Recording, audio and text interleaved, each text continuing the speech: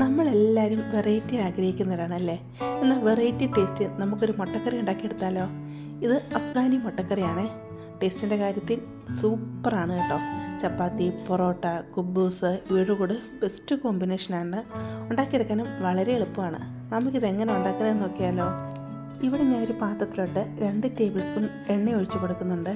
എണ്ണ ചൂടായി വരുമ്പം 3 വലിയ സവാള നീളത്തിൽ അരിഞ്ഞെടുത്തതാണ് അതങ്ങിട്ട് കൊടുക്കാം. പെട്ടെന്ന് വേണ്ടവരായിട്ട് കുറച്ച് ഉപ്പ് ഇട്ട് കൊടുത്ത് പകുതി വരെ വഴറ്റിയെടുക്കാം. ഈ ഒരു പരുവായി വരുമ്പോൾ ഇവിടെ 20 കാഷ്നട്ട്, 2 എരിവുള്ള പച്ചമുളക്, 6 അല്ലി വെളുത്തുള്ളി, ചെറിയൊരു കഷ്ണം ഇഞ്ചി ഇത്രയും അരിഞ്ഞെടുത്തിട്ടുണ്ട്. ഇതും കൂടി ഇതിലോട്ട് ഇട്ട് കൊടുത്ത് നല്ലതായിട്ടൊന്ന് വഴറ്റിയെടുക്കാം. ഒത്തിരി അങ്ങ് ബ്രൗൺ കളറായി വരേണ്ട ആവശ്യമില്ല. ഈ രീതി വഴണ്ടു വന്നാൽ മതി. ഈ രീതി വഴണ്ടു വരുമ്പം ഇതിനെ തണുക്കാൻ വെക്കുക. തണുത്തുമ്പോൾ മിക്സഡ് ജാറിലോട്ട് ഇട്ട് കൊടുത്ത് ജസ്റ്റ് ഒന്ന് കറക്കി എടുത്തുകൊണ്ട് വരാം. ഈ രീതിയിൽ അരിഞ്ഞ് വരുമ്പം ഇതിലോട്ട് ഒരു പഞ്ച് മല്ലിയില കഴുകിയതാണ് അതിട്ട് കൊടുക്കുകയാണ്. അതും കൂടി ഇട്ട് കൊടുത്ത് ഒന്നും കൂടി ഇതിനെ ഒന്ന് കറക്കി എടുത്തുകൊണ്ട് വരാം. മല്ലിയിലയും കൂടെ ജസ്റ്റ് ഒന്ന് അരിഞ്ഞ് കിട്ടിക്കഴിയുമ്പം ഇതിലോട്ട് ഒരു 3/4 കപ്പ് വെള്ളം കൂടെ ഒഴിച്ച് കൊടുത്ത് നല്ലതായിട്ട് മിക്സ് ചെയ്ത് നല്ല പേസ്റ്റ് പോലെ തന്നെ അരച്ചെടുത്ത് മാറ്റി വെക്കുക. ഒരു പാത്രത്തിലോട്ട് 1 ടേബിൾ സ്പൂൺ എണ്ണ ഒഴിച്ച് കൊടുത്തിട്ടുണ്ട്. ഇവിടെ ഞാൻ 7 മുട്ട ഇതുപോലെ വരിഞ്ഞ് വെച്ചിട്ടുണ്ട്.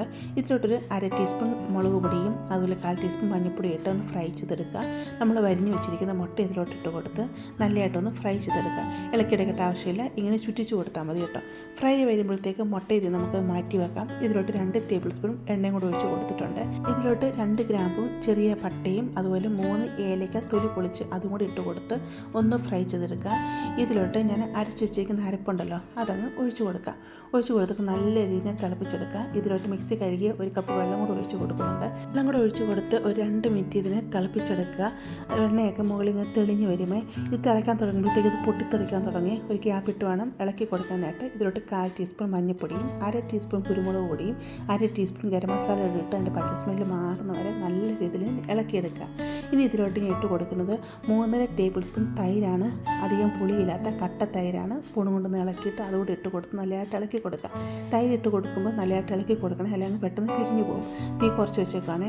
ഇതിലോട്ട് 1 ടീസ്പൂണ് കസ്തൂരി മേത്തി ഉണ്ടല്ലോ അത് കയ്യിലോട്ടിട്ട് നല്ലതായിട്ട് ഞെരടിയിട്ട് ഇതിലോട്ട് അങ്ങ് ഇട്ട് കൊടുക്കുക. അപ്പോൾ നല്ലൊരു ഫ്ലേവർ കിട്ടും. എന്നിട്ട് നല്ലതായിട്ട് ഇളക്കി കൊടുക്കുക. ഇതിലോട്ട് നമ്മൾ ഫ്രൈ ചെയ്ത് വെച്ചിരിക്കുന്ന മുട്ടയും കൂടി ഇട്ട് കൊടുത്ത് നല്ലതായിട്ട് ഒന്നും കൂടെ ഒന്ന് തിളപ്പിച്ചെടുക്കുക. ഇതിപ്പോൾ നമ്മൾ സ്റ്റൗ ഓഫ് ചെയ്യുന്ന മുമ്പ് ഒരു സാധനം ഇട്ട് കൊടുക്കുന്നുണ്ട്.